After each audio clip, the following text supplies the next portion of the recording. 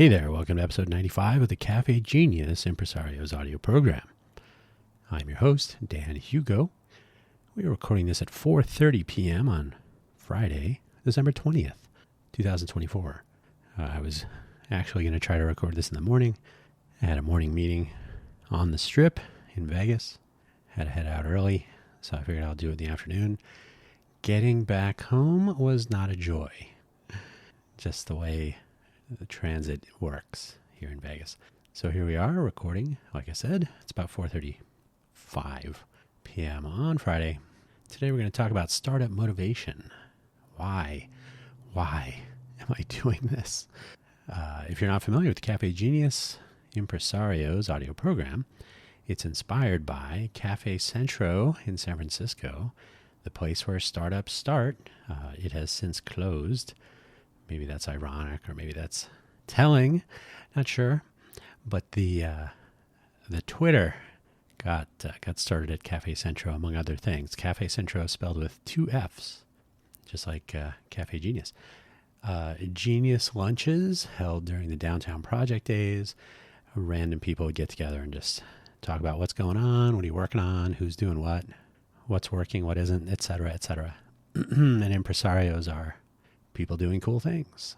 Entrepreneurs, innovators, both, maybe something else. Cafe Genius Impresarios, here we are. Hopefully wherever you found this audio program, you're able to locate the episode description, which contains the show notes, the summary, which I will read. And today is only the two shameless self-promotion links. Today is more of a waxing poetic, no, waxing nostalgic, maybe. Waxing reflective in some way, sure. So you take your pick. None of this should be taken as legal advice or even business advice per se. Think of it as things that I would do or things that I've thought about and pondered, kind of thinking out loud. So if you make any decisions based solely on what I have to say during this episode, that's on you. The summary of today's episode sounds something like this. Are you pursuing an entrepreneurial endeavor of some kind, a startup if you like, and you find yourself asking, why you got yourself into this? Well, today the answer can be found in this episode of this audio program. And if you would like a hint, there are two possibilities.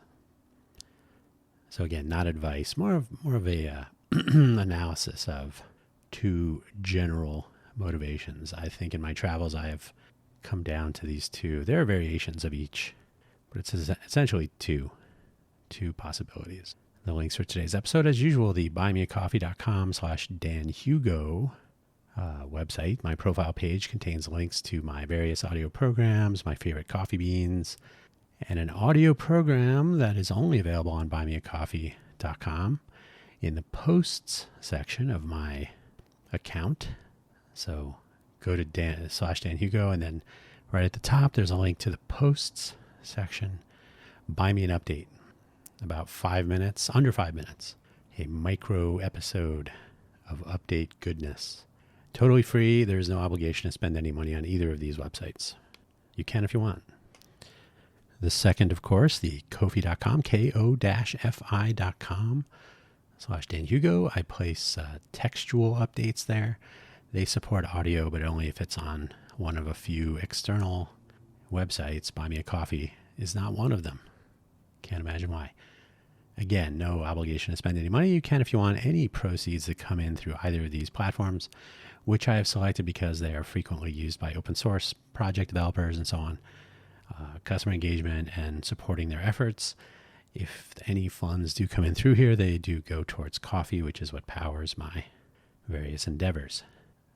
Cash does too, but coffee is right up there. So without further ado, let's get on with the spoilers for today's episode.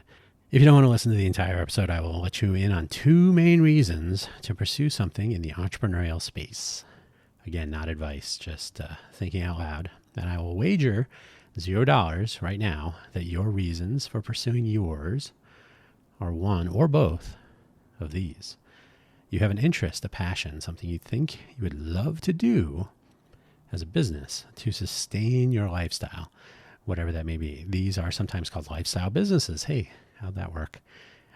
There is often a small or zero chance of an exit. That is, no one will buy your company for 10x or 100x your investment.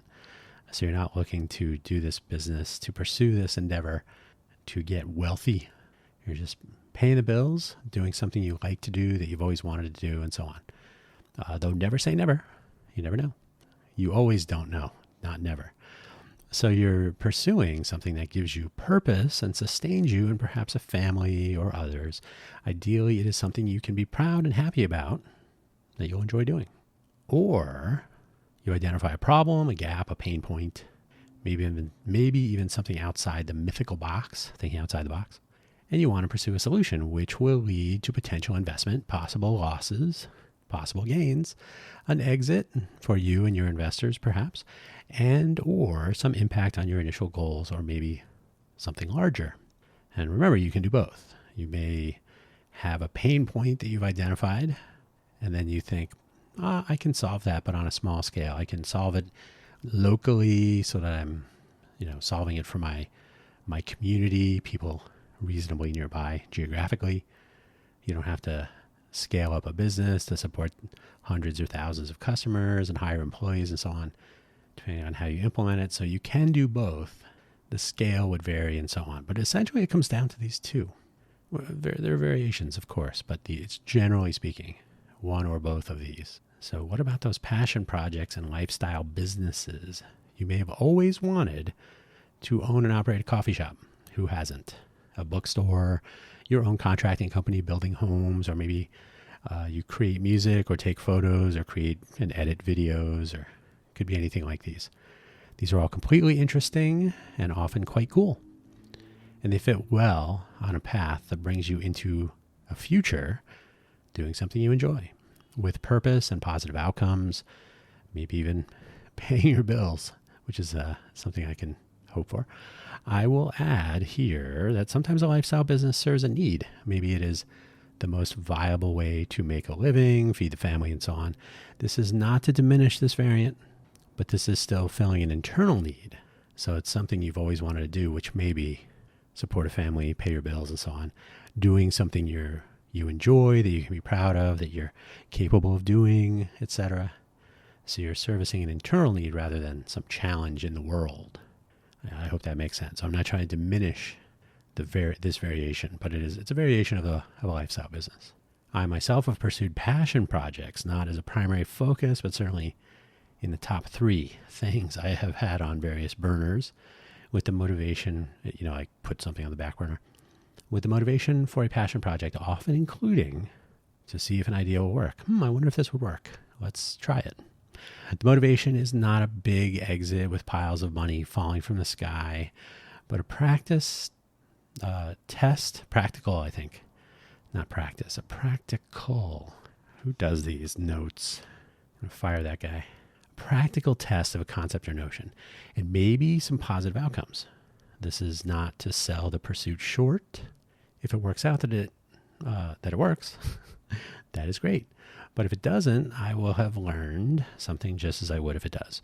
So the goal is to see if it works. And if it does, hey, great. I'm making money. It's paying for itself. It's sustaining its own sort of status quo. Do I need to grow the business? Do I need to hire people and scale up? Well, do I need to? It depends on my mindset going into it, I think. It is always possible that a passion project or a lifestyle business evolves into something more. Hey, it's almost like I was predicting the future of what I wrote down. You may start the next coffee shop sensation. Your food truck concept may lead to a chain of restaurants around the country. Your solution that seems to work, that you convert into a little cottage industry, like, this works. I could actually make a tiny little home business out of it. The kitchen table business, etc., might get you on Shark Tank or similar and get you into the big leagues with real money, real investment, real bosses that are now telling you what to do. Never say never, as we should all be saying to ourselves and others. I mean, tell yourself never say never. See how that works. Irony. You could also shoot your shot. Maybe you have some idea that essentially could be the next ballpoint pen, sliced bread, or the outlandish Better Mousetrap. Rube Goldberg, Stand Back. You have identified the TAM, SAM, and SOM. It's total addressable market, something addressable market, which is a smaller set, and then the yet smaller something other market. Tam Zam Zam. If I were trying to get investment, I would have a slide to look at with those. You have your slide decks for potential investors, or maybe you're bootstrapping, so you don't have to worry about presenting an investor deck. Potential customers, potential co-founders, and early employees. Your elevator pitch is tight. And you, if you aren't working on your startup, you're talking about it, you're presenting it, and you're pitching it. So you're always grinding. You're always at it. I always tell people, if I do a solo effort, I'm talking to you now, so I'm not working on it. And that, so 100% of the people working on it are talking to you right now. So that's always a challenge as well. If you do need investment from a venture capitalist, a VC, or some other capital source, you have to balance your approach to a solution and what your investors might prefer. And that's always fun. It is a rare thing. Not impossible, but not necessarily likely, that you will find an investor who wants to stay in for the long haul. That is, you think you want to stay in this business and grow it over 20 years? Let's do it. I think that used to be more true. I think there are cases of older companies that have original investors and so on. But now when you hear from VC types, investors or angel investors especially, they want something in 5 to 7 years. They want their money back with some profit. It's a rare thing, though, to find people who want to stay in for the long haul. On the other hand, you may meet an investor who will help immensely with connections and advice, but who will trust your judgment on the approach to the solution that you're taking. So that's may or may not be as rare. It depends on what you're doing and what they have done and so on. Where you land might be a surprise to you and your team. Who can say? If you're starting a business with investment and you are, say you're an engineer, like an audio engineer, and you're building a speaker business, we're going to build the cutting edge, super amazing, awesome loudspeakers for home, for like high fidelity home theater and really, really accurate reproduction of audio and tight bass and all kinds of good stuff. And the person who invests says, you know what? Can we just make them ring really loudly, like when a car is going down the street and you hear nothing but bass? Like, can we just make a whole house shake? And you're like, I was really going for like high fidelity, really solid. Like you'd want to hear some really good classical music and like really, really good sound. And your investor may be like, yeah, but I'm really a Beastie Boys fan, and I really want to shake the house, and I want my neighbors to be annoyed, and I'd like to build products along those lines. So now you have to reflect on that. Hopefully you talk about that beforehand. One thing to always be aware of, if your startup is funded, your investors may prefer that you are acquired, take a new direction, or maybe if money runs short, just shut down or get sold off for parts. Like you've run out of money. Your cool speaker idea will be sold to Bose, Boston Acoustics, whoever. I don't know who the modern day players are in the acoustic space. You hand over control of that investment. How much depends on the terms, of course. And while this is not a suggestion that you should not, because many success stories have angel, or if you're me and you type angle, have angel and or VC funding, maybe both, in their early days. So there's nothing inherently bad. There's just, comes with some caveats, but that your startup adventures may become yet another cautionary tale. So this all could end up with I shouldn't have taken that investment. They really, really steered me wrong, and then they sold it off for parts. What about both? Suppose you open that bookshop and it turns into Amazon, although you should probably pick another name. Or you start your massive bean-tastic coffee chain, coffee shops, beans, accessories, and who knows what else, and it turns into a lifestyle business. After some tumult, you end up with the original coffee shop. Everything else is kind of, we'll say small f failed, but maybe you get to return to your roots. Like, you know what? I really just wanted one coffee shop and to know my customers and to enjoy going to work every day. The former is more likely than the latter, but things sometimes go in unexpected directions. The world of an entrepreneur is often one of surprises. One piece of advice you may receive at some point, certainly not from me, Some points along your journey is to avoid limiting yourself. Think big, they may tell you. This may actually conflict with your personal goals. If you are building a sustainable lifestyle business, where going for it, thinking big, and entering into the scale-up environment may end up subtracting from the task at hand. You may spend your time thinking, ooh, I could, there's a classic in the Anthony Bourdain book, Kitchen Confidential. It's towards the end. He says, if you open a successful business and you're successful doing it, why do you want to open another one? Why do you want to open a bar? You're successful. That's rare. By the way, if you look, you will find everybody always says, oh, 8 out of 10 restaurants fail, or maybe 9. Well, if you look at startups, it's almost the same. So you're not necessarily better off going one way or another. So any startup startup endeavor, any entrepreneurial adventure probably will fail. I think that's been famously shown. And even Jeff Bezos, love him or hate him, would tell his initial investors right up front, we're probably going to fail. And they did not, although it depends on what you consider success. Especially now, as I'm speaking right now, there's a wildcat strike going on for the holidays for Amazon drivers and I think warehouse workers. So yeah, be careful what you wish for. But it may end up subtracting. So you may spend your time thinking about that instead of the original goal. And if you ever have seen the Up in the Air movie with Anna Kendrick and what's his name? George Clooney. For some reason, I don't have his name in my mental Rolodex. George Clooney, Anna Kendricks, and a few other people. He is talking to, what's his name? JK, great actor. Can't remember his last name. You would know him. He says, how much did they pay you to give up on your dreams?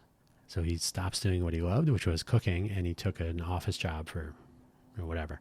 So if you have something you want to accomplish, but you take the advice of others and you say, oh, yeah, I can turn it into something else, then you may not enjoy what comes of it. That's not advice. That's just practicality. At the end of the day, this is mostly about a mindset and how one might view a near-term future. Whether the possibilities of growing a lifestyle business remains on a back burner, maybe a back burner. Yeah. Well, what kind of stovetop do you have? Or if it is something that seems unwise, your mileage may vary. As with so many things in the world, I wrote of. Let me fix that real quick. You'd think I would proofread stuff before. Be careful of that outside influence, though. I don't intend to be handing out advice in this episode. I may have mentioned that. So I will reflect on my own experiences for this section. I've actually been doing that the whole time. Though if I'm giving advice, it is to listen to yourself first and try not to be swayed by what others might want vicariously through your efforts. Especially, and this is true in my example, if you find yourself listening to someone looking for investment possibilities or someone who has pursued a venture-backed or bootstrapped effort, maybe they've already had their exit, maybe they've already kind of gone through some success story or failure, and they're trying to do the latter rather than the lifestyle business. They're trying to grow a investment, for example, and is mapping their own experience incorrectly onto your own possibilities. I have mentioned before my notions of a mobile vendor platform that enables discovery and analyzes mobile business, regional localities and where customers are and so on. Mobile consumer scenarios, basically, mobile business, mobile consumer scenarios, basically a food truck finder, but that's a dramatic oversimplification.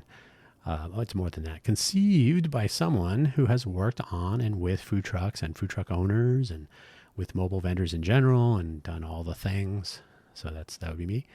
The idea was to implement a platform where my customers are very clearly the mobile vendors. They pay a flat monthly of about $10 per month. And so all the business they do all the business they can do every month. No commissions, no games, not trying to get in between them and their customers, right? Their customers are their customers. My customers are the mobile vendors, food trucks or otherwise, right? Food tents. Maybe you're selling clothing in a clothing truck or like a mobile storefront. Those exist. They're actually kind of cool. So $10 a month or maybe $100 a year, right? not getting in the way, pure utility, not competing, serving the mobile vendors so that they find success. I had two experiences discussing this with real live entrepreneurs. One was a foodie. She actually had a business that would arrange something like a bar crawl, but for restaurants. So a foodie crawl. That's not what it was called. She has since become, I was going to say they, but I slipped, a software development luminary of sorts. So that was a good pivot. And the other made money in cryptocurrency brokerage services in the early days. So he wasn't a big scammer or anything. He was just opportunistic at the time, made some money, moved on to something else. He is doing something else now. And he was looking for the next big thing. In the case of the former, the presumption was that this was something to really make money on, with commissions to take a piece of the bookings, revenues and whatnot, so that the host venue or catering customer is working with me. This is a common model, by the way, to get between the mobile vendor or the vendor in general and the customer. So I'd become like a booking agent. I would increase the price or generally impact the profit, the margins of the mobile vendor. Now, the restaurant business is notoriously tight in that regard. And when it's mobile, those margins are even tighter, promise you. It's rough. So this was a profit-driven thinking rather than value-driven thinking. How can I take money opportunistically? My argument there was that my customers are not the people I want to extract profits from, because I want to see if this works. Grow it organically through the utility and value. Those are maybe the same thing from some perspective. There was a slightly more to their suggestions. It wasn't, I've kind of oversimplified it here, but it was essentially about profit rather than value. And it was also, the specifics of it escaped me. It's been a while, but it was not understanding the customer definition. There's always the, why? No, your customer is and they'll change it. So whenever you hear somebody changing your idea, you have to be wary of why they're doing that. It may be perfectly sensible. They may point out something and you're like, oh, I hadn't thought of it that way. But in this case, I had thought long and hard about this. And as I always tell people, when I hear someone say, you know what you should do, I interrupt them and say, I do. Actually, I do.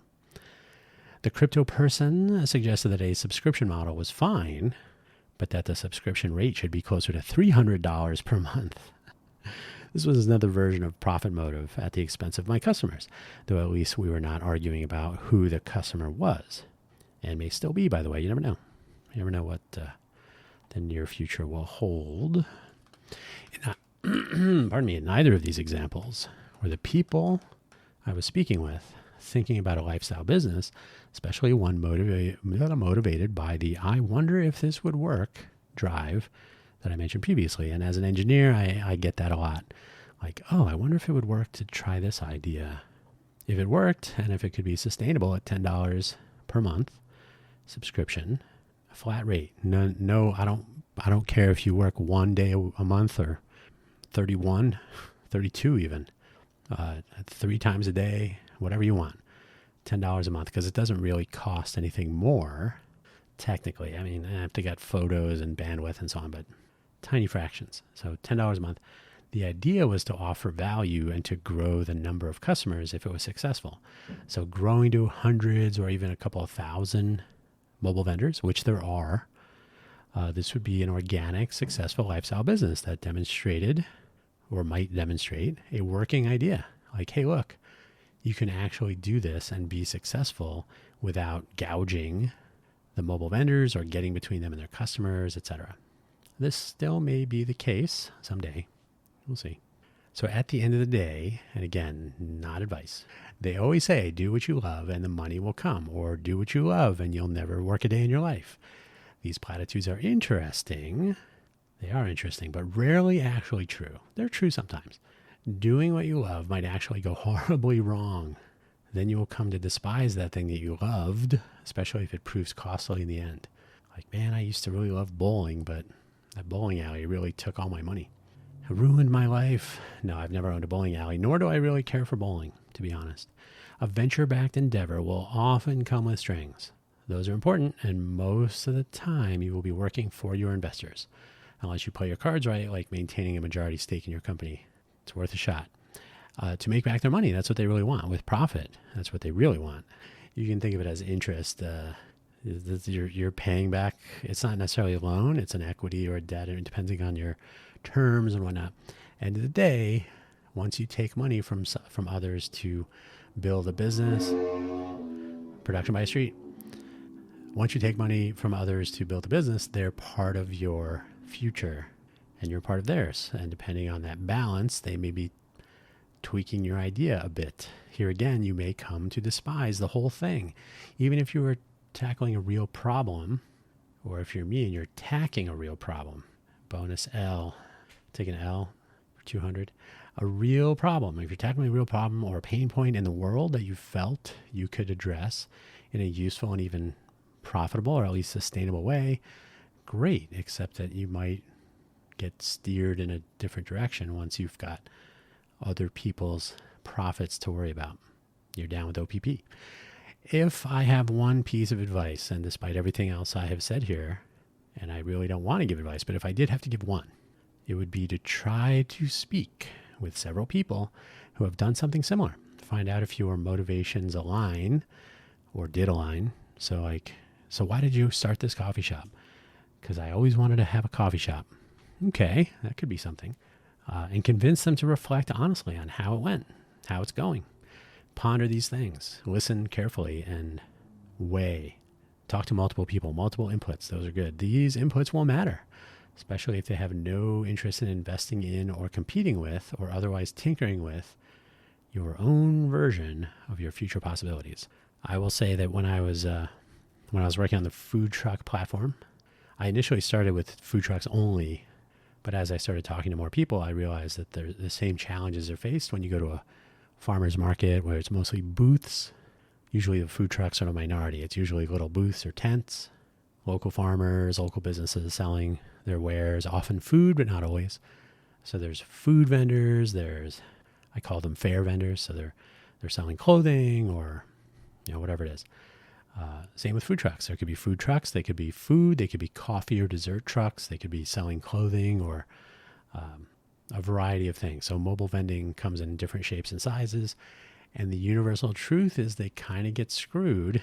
They get taken advantage of because nobody really understands the business model. If you think about it, hey, would you like to bring your food truck to my event? Okay. You have to do the advertising. Oh. And you also have to pay to be here. Oh. So now you're paying your host venue to be there, and then you're responsible for advertising your own presence. And what people don't realize is that you are often the reason people, while they do realize this part, hey, come for the food trucks. Which food trucks are going to be there? Well, food trucks, and food trucks.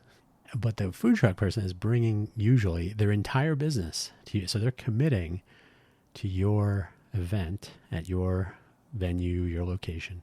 And if you do nothing to help enable that, then you're really leaving all the risk on their plate, on their shoulders, however you want to look at it. And this is broken. And I learned this by talking to food truck owners in different parts of the world, not just my neighborhood, not just in the Bay Area, not in Vegas. So when I was really getting into this, and like I said, I worked on 7 food trucks. I started an owners association. I lobbied for rule changes in 2 different cities in the Bay Area, organized events, talked to event organizers, and so on. So really found out the ins and outs. And this is not only useful for a mobile vendor business or a business league, as it turns out, but it's interesting to know how much there is to learn about something you might want to get into. So in general, if I had one piece of advice based on my own experience, it would be to talk to people before you dive in and see what happens and see if your motivation and their motivation align, or if they said, I wanted to open a coffee shop because I wanted to be the next Starbucks and it didn't work out. That's a different motivation, right? That's something to be aware of. You had big dreams, or you listened to your friend, or you had investors and they wanted something different and so on. There's always a variation on a theme.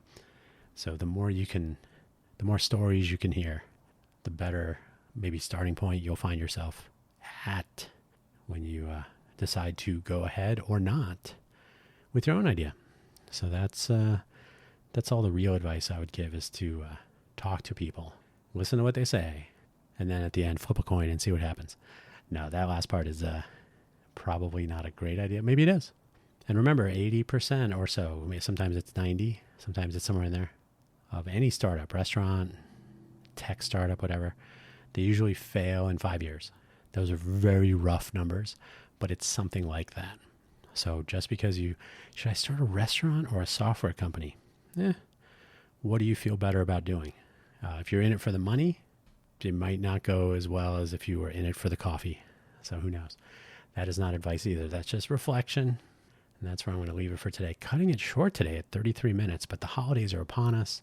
You don't want to be listening to me talking about motivation for startup ideas on the 20th of December. The holidays are, for all practical purposes, here. And you should be thinking about that.